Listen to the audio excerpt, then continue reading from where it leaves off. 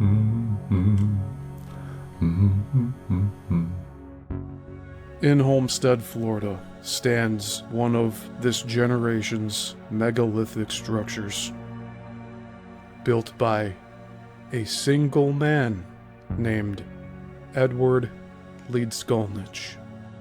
First in Florida City, he relocated the entire castle to Homestead, Florida, where he completed the work.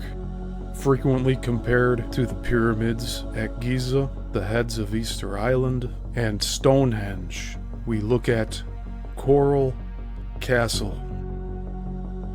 One giant question remains. How did he build this? The only first-hand accounts that we have of other people watching Ed work is only at night, where he has been said to sing to the stones that now make up what he called Rock Gate. Many of these single pieces of rock weigh over 1,000 tons, and the question remains, how did he do this?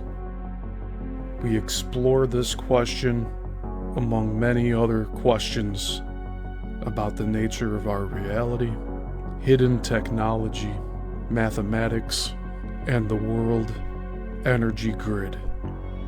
Come along with me on this journey as we look into just how Ed Leedskalnin created Coral Castle.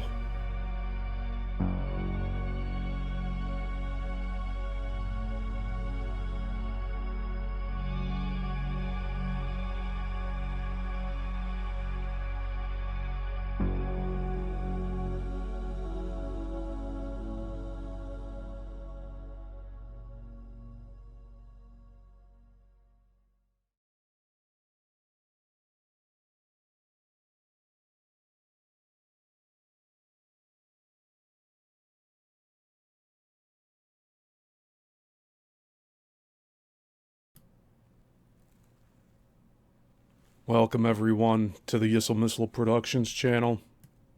My name is Steven Yissel, and today we are on part 25 of our Coral Castle Deep Dive series.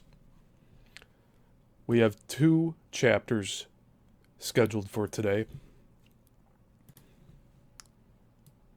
And as always, I hope you're doing well. I'll get some of this background music queued up.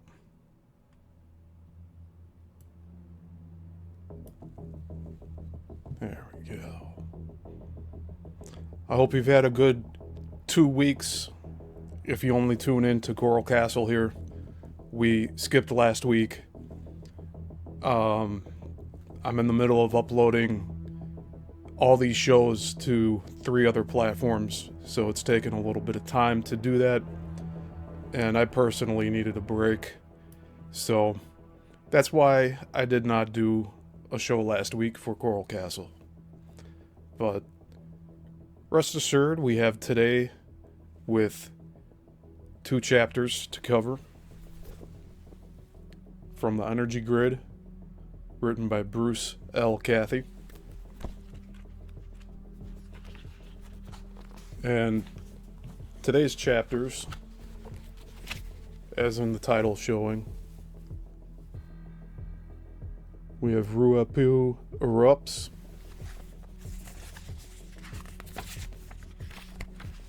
which is a very short chapter, and then the Australian Stonehenge.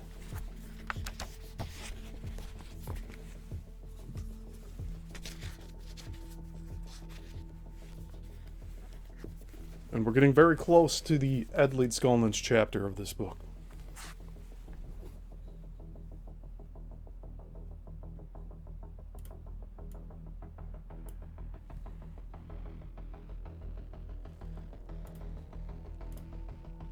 So let me get the slideshow going, and we will get started.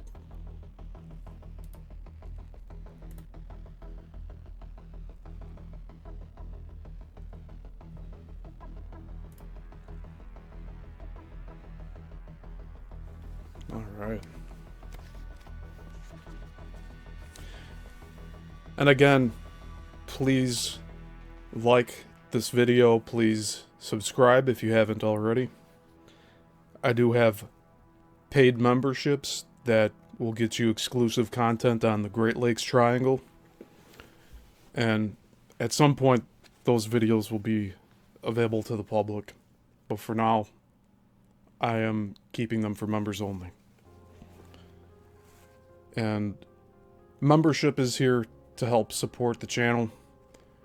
And I do have our weekly live chat super chat goal of 5 super chats as low as $2 per super chat. If we hit that goal, I'll read a 3rd chapter from this book today. So, without further ado, let's jump in. Chapter 23. Ruapehu Erupts. A drumming on the roof, like the sound of a shower of hailstones, was the first indication to the occupants in one of the buildings perched on the slopes of Mount Ruapehu that something was amiss. The sound came just on 25 minutes after midnight on a chilly, miserable night, June 21st, 1969. It soon became apparent that this was no hailstorm. What was showering down was rocks and debris from the now active crater of Ruapehu, shrouded in thick clouds thousands of feet above. Gargling the millions of gallons of sulfurous water in its crater lake no longer had the desired soothing effect. The old man had decided that a good cough would shift the abrasive material that had lodged in his throat and was slowly choking up his windpipe. Ruapehu coughed. Showers of rock and debris fell around him, and after a few hours, relief was obtained. Drowsiness overcame the giant, and once more he quietly drifted off to sleep. The sickness had passed. The eruption of this volcano, located in the center of New Zealand's North Island, had been completely unexpected. Scientists received no warning from the electronic gear they had implanted on the summit. The activity had come too suddenly. With all due respect to those engaged in volcanology in New Zealand's Department of Scientific and Industrial Research, I reiterate something which I have stressed before. A study of the harmonic relationships of the geometric positions of the Earth and the Sun at the time of volcanic eruptions will yield important findings and point the way to an entirely new system of study. A complete program based on date, time, and geometric relationships of Earth and Sun will enable a scientist or a layman versed in mathematics to calculate with extreme accuracy the time when volcanic activity may be expected, the period over which the activity may occur, and also the degree of intensity at which it may occur, according to the particular harmonics involved, can be predicted by this method. I am fully aware that the scientists will treat with scorn utterances of this kind from a mere layman like myself. Volcanologists have built up their particular branch of science over a considerable period of time. Yet, here am I, an unknown upstart daring to pull the very foundations from under their precious pile of data. Gentlemen, my apologies. No scientific anarchist, If I seem to be rocking your boat a little, it is only in order to shake a few intellectuals into a more wakeful state. As a matter of fact, I'm not even particularly interested in the study of volcanoes. I have much too much to interest me in other fields. But I do recommend that just one of you volcanologists somewhere in the world takes the trouble to check out my ideas with a computer. If my theory is proved to be correct, then an extensive program can be planned and carried out to open up a completely revitalized branch of science. Let us calculate the harmonic relationship of the latitude position of the Sun at the time of the eruption on June 21st, 1969. Harmonic relationships for light and gravity can be found throughout the whole range of mathematical tables based on angular measurement. These harmonics are the building blocks of the universe and are the only values which have such interrelationships. Who was it that said God made the universe according to the rules of geometry? He was a man with deep understanding of the fundamental character of nature. I have challenged scientists to supply any random values other than those I have calculated for light and gravity, and to try to find similar relationships throughout the tables. So far, to my knowledge, no one has been able to demonstrate that other harmonics are valid. Analysis of geometric relationships during eruption. Latitude and longitude of active point below Mount Ruapehu. Latitude 39.2837 degrees south. Longitude 175.558333 degrees east. The latitude value 39.28371 creates a harmonic association with the Earth's resultant magnetic field. 3928.371 lines of force per square geodetic inch. The Sun was passing overhead the following position on the Earth's surface. Latitude 23 degrees, 23.44 degrees north. Longitude 7.219166 degrees west. At this time, the Sun position would have been 4116.3621 minutes of arc from grid pole B. The square of 4116.3621 is equal to 1694444 harmonic mass and gravity. The great circle distance between the Sun position and the active point beneath Ruapehu was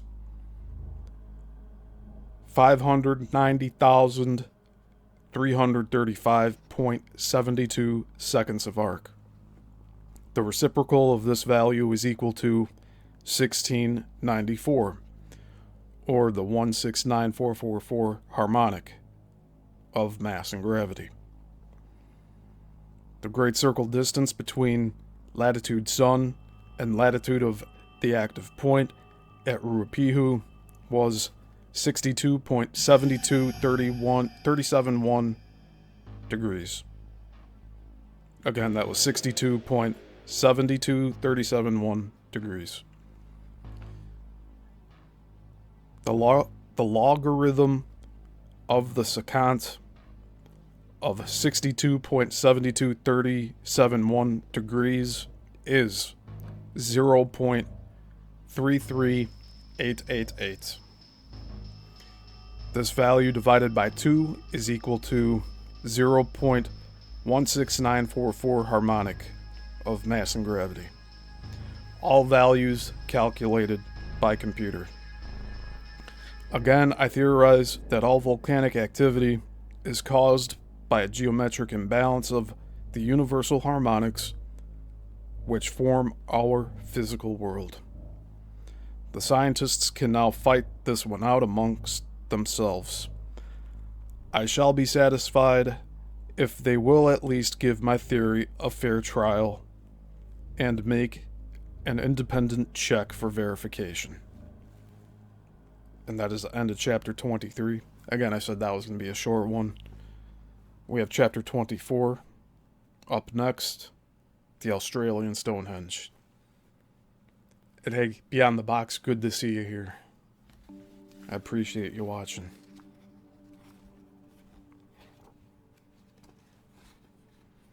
So we have one more chapter for today, followed by several maps and a photocopy of the Australian Stonehenge. So we will look at those at the end of the chapter.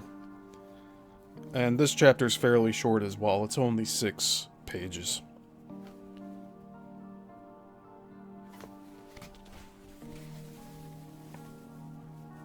And for those of you that are possibly reading at home along with me, we're on page 213.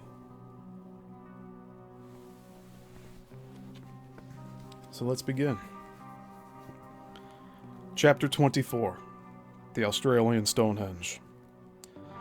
Until recent years, the vast Australian outback was thought to have always been a barren, windswept, sandy desert, devoid of all signs of civilization. A chance discovery in early 1953 was to change this concept and prove to the world that at some period, way back in what the Aboriginals call the dream time, a highly advanced and long-forgotten race had raised constructions there that could be of great scientific importance. The evidence had been hidden away beneath the sand for centuries, and came to light only because a modern-day scientific research team found it necessary to venture into the area in order to probe the secrets of the atom. Ever since the first atomic bombs were dropped on Hiroshima and Nagasaki to end World War II, the race had been on to discover all that could possibly be known about the structure of matter. After successful tests at Montebello Island carried out by a team of scientists headed by Sir William Penny, it was decided to establish a more permanent test site in south-central Australia. The person chosen to find and survey the site was a man well used to similar types of operations, by the name of Len Bedell. And his last name is spelled Beadell. He had spent months of his life in the Australian outback on surveying expeditions and was chosen as the most experienced man for the job. The trip into the interior was a story unto itself, and Mr. Bedell did an excellent job of this in his well-written book called Blast the Bush, published in 1967.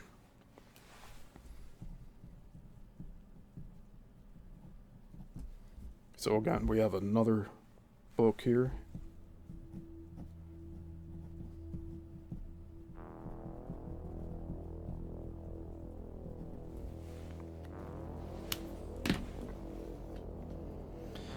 The initial site chosen was called Emu. And needless to say, the coordinates of the bomb tower were such that certain harmonics of light were fulfilled to cause atomic disruption of the radioactive material placed upon it. While preparations were being carried out for the first tests, it was decided to send an expedition to survey a more permanent site further south, which would be much nearer the Trans-Australian Railway line. Len Bedell once more led his small team into the desert wilderness in their Land Rovers to blaze a trail to this new position. During this trip, He was the first man in modern times to set eyes on the leftovers of an ancient civilization on the Australian continent. I had read Mr. Bedell's book some years before, and had put it aside with an idea in my mind to carry out at a later date some research on the information he gave. During one of my trips to Australia, I was shown some photographs which had been taken of the same area. It was this information that brought my immediate attention to that isolated spot in the desert. On returning to New Zealand, I carried out some calculations and decided to contact Mr. Bedell immediately for more accurate information. With his permission, I quote from his book, quote, "Just about everyone had a color camera, and I had a black and white one, so photographs for the recording of our trip were constantly being taken. None of us knew that we were on the brink of one of the most startling discoveries ever made on any of our expeditions, past, present, or future, a discovery that would provide ample scope for all our cameras." End quote. The convoy of Land Rovers had come upon a small clay pan nestled among sandhills, and while the others drove their vehicles over it just for the sheer joy of being on a flat surface after hours of struggling up and down sand dunes, Len Bedell decided to do a quiet bit of exploring on his own. And here he has quite a lengthy excerpt.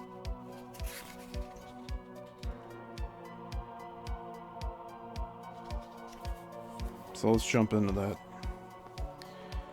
I did, however, have a brief scan of the rocky steep bank on the western side to find the best lead out from this clay pan. The small plateau beyond was roughly 6 feet higher than the level of the clay pan, dotted about with casuarinas or she oaks. It looked a very pleasant spot. The shales seemed to have broken away to form an inclined plane, which could be used as a ramp slightly to the south of where I was. So I started up and veered towards it to be in position at its base when the others were ready to follow.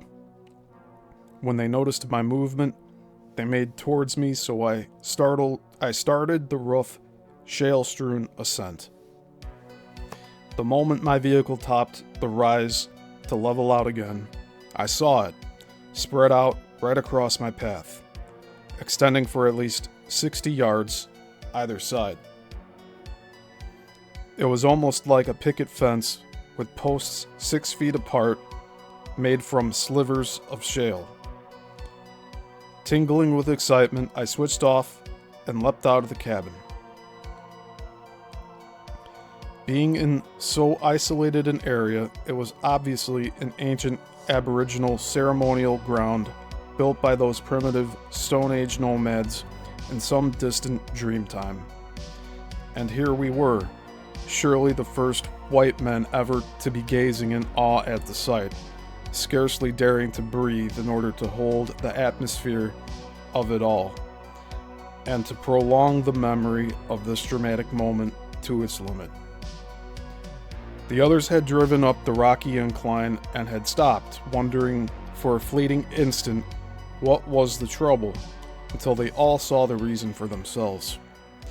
We all knew without saying that it was going to cause much speculation and theory, and that we would all be recapturing this scene for years to come. Moved by curiosity, we ventured forward slowly on foot, as if we were creeping about an antique eggshell china shop. It was impossible to tell how old the posts were, but they must have been pretty old, for they were well weathered at their base, where countless ground thermals and wind currents off the clay pan had sandblasted them. The area was about 120 yards long, the main line bearing a few degrees west of north. The individual slivers of gray, water-impervious shale were protruding 3 feet above the surface of the plateau, and judging by one or two which were leaning or fallen, they seemed to be embedded about a foot or so beneath. Each was comparable in section to its neighbor, measuring 4 inches by 3, very rectangular, with a perfectly straight, long axis. There were about 60 of them, about 2 yards apart. As well as these, there were clusters of vaguely resembling stalks of hay, each made up of one center post of shale with a dozen or so slivers leaning in towards it, the inner ones resting against and seemingly propping up the center. They covered a circle 3 feet in diameter and were 3 feet high. On closer inspection, they seemed to be rather carefully placed. I counted half a dozen of these clusters in all, one placed at either end of the main line, at its center, and one several yards distant on its own. The other 2 were on the plateau level, on the eastern and western side. One of these was erected about 15 yards west of the southern extremity, but on a raised natural rock dais 8 feet higher than the others. And what we took to be the main one of all was the cluster built roughly a chain west of the northern extremity. As the time of this so that was the end of that excerpt there. At the time of this amazing discovery, Mr. Bedell had carried out a hurried survey of the site to record its position for the armchair boffins back in civilization. And it was this information that was necessary for my own research into the possible reason for the remote location of the ancient construction. Len had thought the work had been carried out by an Aboriginal community way back in the distant past, and at that time there was not much evidence to show otherwise. No other explanation would fit the known facts. The photographs shown to me changed this explanation dramatically. Over the years since the original discovery, either nature, due to weathering, or man, due to his insatiable curiosity, had uncovered the sand from a corner of the plateau and laid bare a small section of stonework which had lain hidden, possibly for centuries. In startling detail, the photographs showed a small section of paved surface. The paving stones were large and rectangular in shape and several inches thick. They were very accurately cut and fitted together in an extremely precise, tessellated pattern. It was immediately obvious that no primitive race could have had a hand in a construction such as this. The tools necessary to carry out such an operation pointed to a much more advanced type of civilization being in the area at the time. A find of this nature would be expected more so in Greece or Rome than in the Australian outback.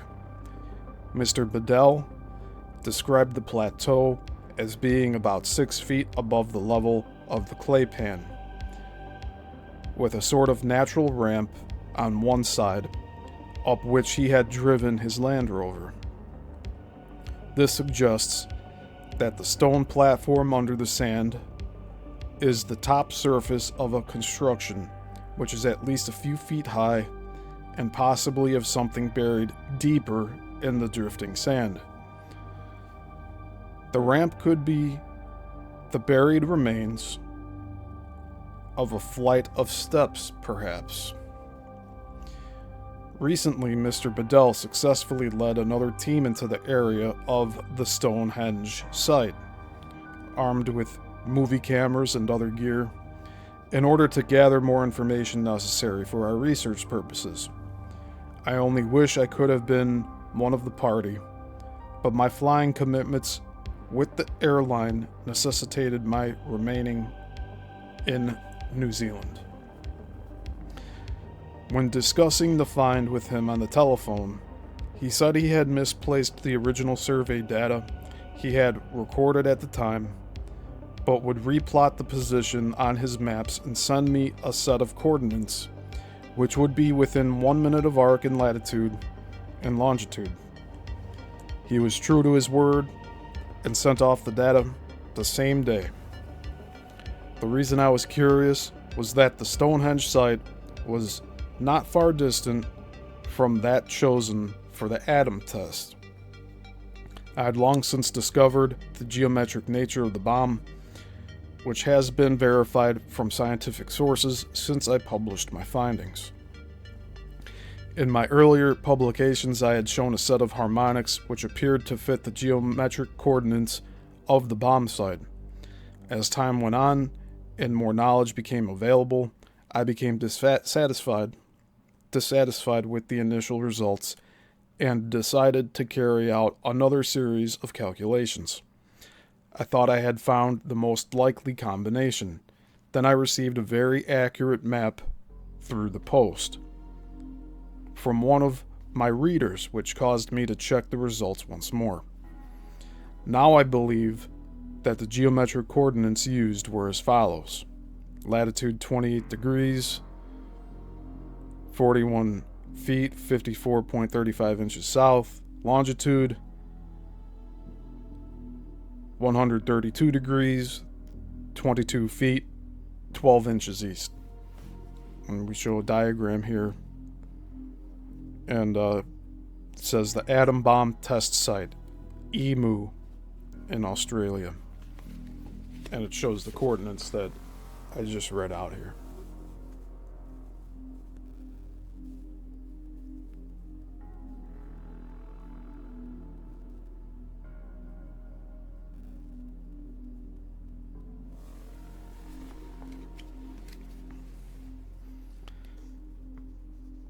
Data from the book Blast the Bush by Len Bedell.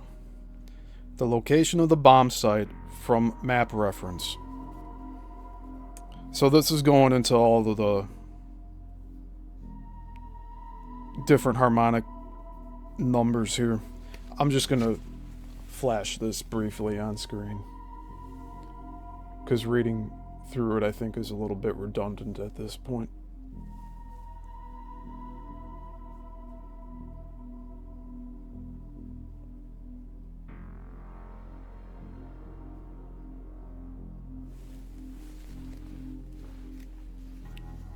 And just briefly for those that are just listening, the bomb site latitude 28.69844305 degrees, equal to 286984305 harmonic. The square root is 169406 harmonic. So it's very close to 169444. The displacement from longitude 90 degrees equals 2,217.7 minutes of arc. And the displacement from longitude 180 degrees is 2,489.2 minutes of arc, which totals 4,706.9 minutes of arc.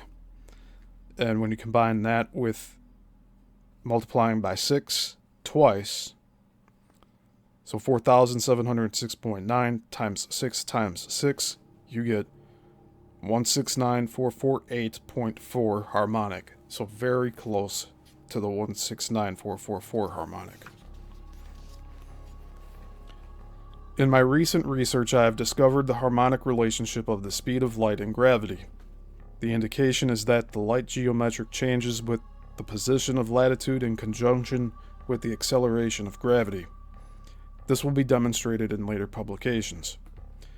From the latest light and gravity tables, the light harmonic or gravity, at 28 degrees 41 feet 54.35 inches equals 143,551 minutes per grid second.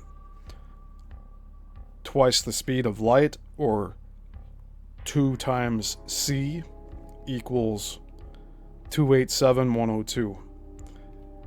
And the square root is 169,440,845, or 16944 harmonic.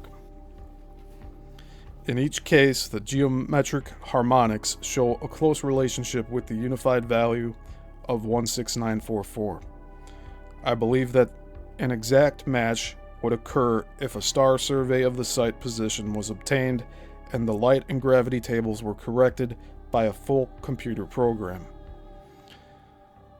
The 16944 harmonic is now known to be the connecting link between the Earth's magnetic field, the speed of light, and the acceleration of gravity. Publications at a later date indicated that most of the atomic tests were carried out at a place called Maralinga, the position that Len Bedell was heading for on his trip south. The harmonics centered around this position also proved to be extremely interesting.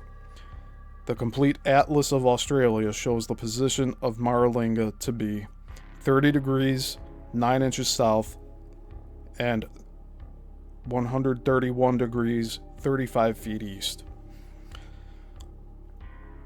The great circle distance to grid pole B in the south proved to be 3,240 minutes of arc. The harmonic 324 is equal to half harmonic 648. The square root of 648 is equal to 25.455844. The 25455,844 harmonic is related to the Earth's magnetic field, as demonstrated in other sections of the book. If the harmonic 324 is reduced by division by 6 times, the resultant harmonic is 694,4444, which is the reciprocal of the speed of light. The Stonehenge site in Australia was not concerned with the disruption of matter, but as it was close to the geometric point necessary to carry out this method of destruction, it could possibly be connected in some way with light harmonics. The ancient site could also have some scientific meaning, which could be of great importance to us. The position supplied by Mr. Bedell was latitude 28 degrees 58 feet south and longitude 132 degrees 0 feet east. If we apply these values without any correction, then latitude 28 degrees 58 feet is equal to 28.9666 degrees. If we reduce the harmonic by dividing by 6, we get 4.82777. The square root of harmonic 4827777 is 694,8221 harmonic, which, with slight correction, would equal the speed of light reciprocal. The longitude value in relation to longitude 180 degrees in great circle distance has a connection with gravitational harmonics, which have been discovered in later research. The value 2,502.35. Also, the longitude 132 degrees is displaced 2,880 minutes of arc from longitude 180 times 0. The harmonic 288 is equal to 2c, or twice the speed of light. Possibly this area will be searched with the appropriate electronic equipment in the future to ascertain whether there is anything hidden away underground. The Stonehenge site could be giving only a hint of what treasures lie beneath the ground for discovery.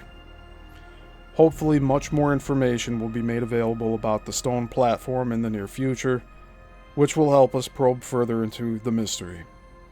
So much of this type of evidence is being discovered now that several lifetimes would be necessary to carry out all the research. What we need is a concentration of dedicated scientific minds to spend full time on discoveries of this nature, with complete freedom to pass all their findings on to the public.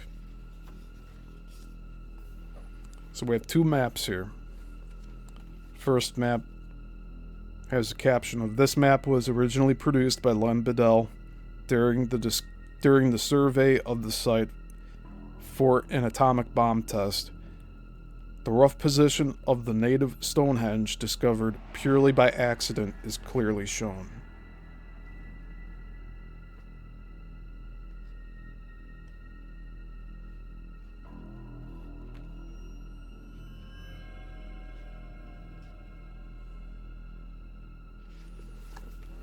Alright, let me make this bigger for you to watch here.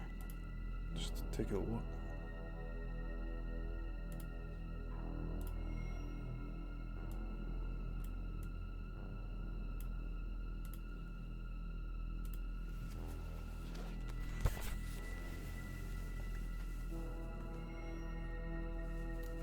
So this area in the sand ridges, that's where the location was found.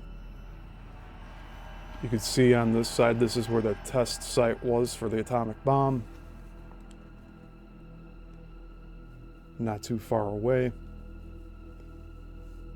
And then you have a railway further down.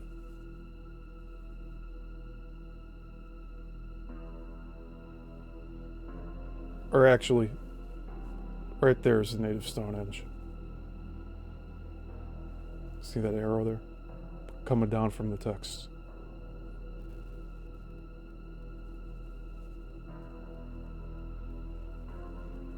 And again, that's in Australia.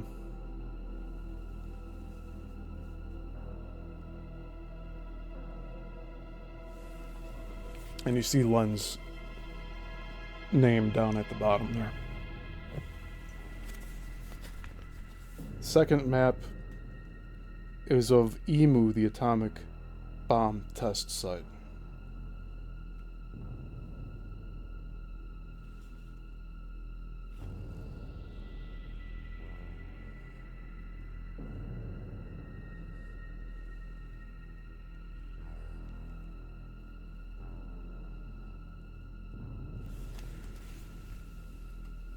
So it's right up here. So right there, it's right here on this map.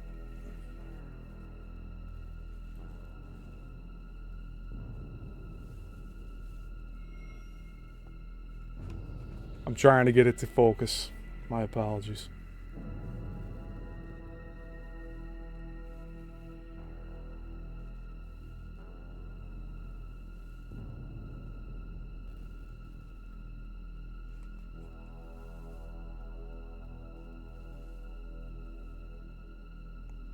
There we go.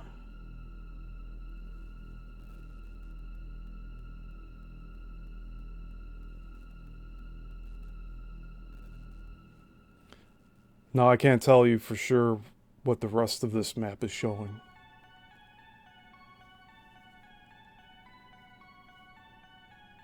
But the test site's right in the center there, by the number 45. Then lastly, we have photocopy 3. This says, these photos show the flag cut, or the cut flagstones uncovered at the Stonehenge platform site discovered by Mr. Bedell. The matchbox resting on the left-hand corner of the displaced stone gives some idea of size. It is obvious that this construction was not placed by a primitive race.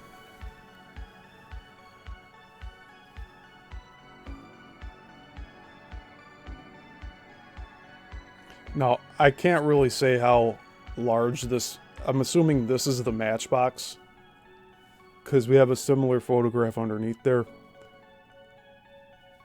And I want to say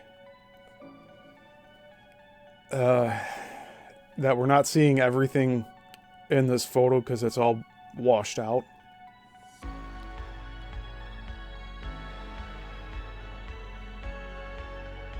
But those are some precisely cut stones.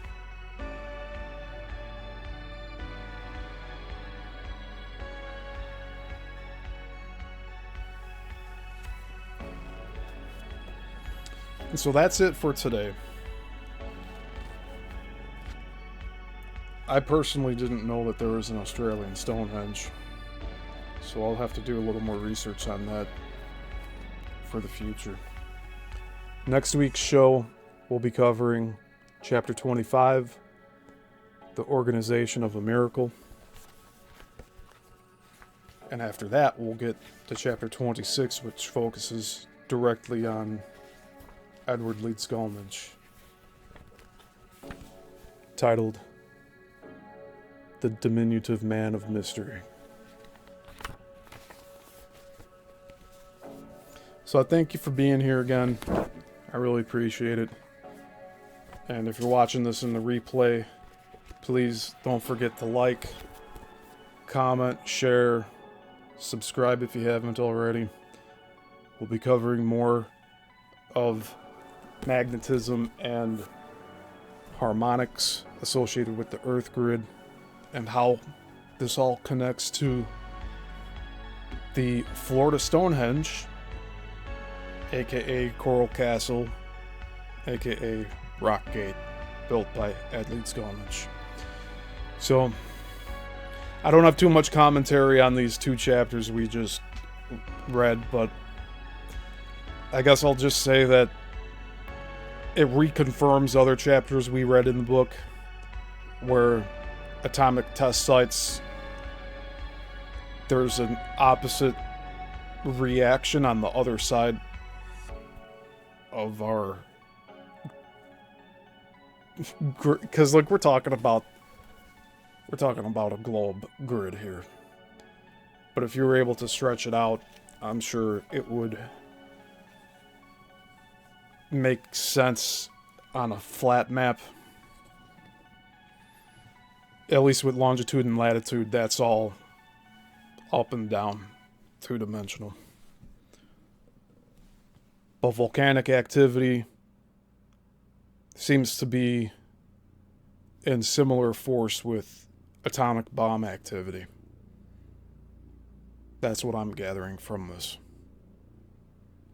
And then, of course, we have ancient civilizations that were living in Australia, which I really haven't heard much on the internet. I'd really have to dig into that and look for it, especially this Australian Stonehenge thing. But that'll do it for today and for this week for this series. Tomorrow I will be covering the Bermuda Triangle Deep Dive series.